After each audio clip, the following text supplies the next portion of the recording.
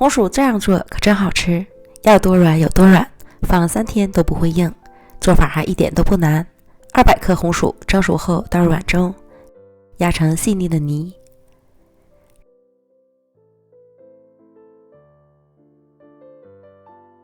然后加入15克白糖，400克水，搅匀，将红薯泥稀释开，再加入300克普通面粉，3克酵母，搅拌成细腻顺滑的面糊。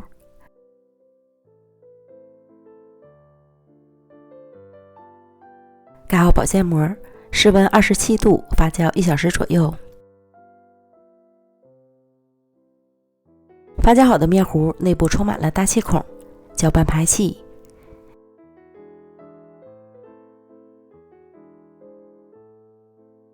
电饼铛开小火，预热刷油，倒入1半的面糊，摊均匀，表面再撒一些芝麻增香，盖盖焖2-3分钟左右。饼表面已经定型，翻个面儿，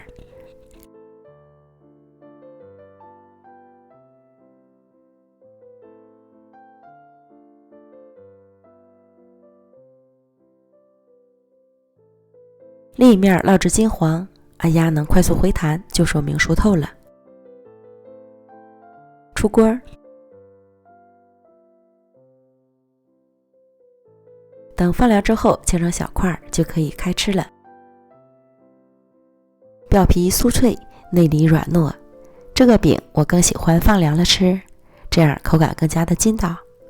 红薯香气浓郁，自然香甜，即使放3天都不会硬。喜欢的朋友就赶快试试吧。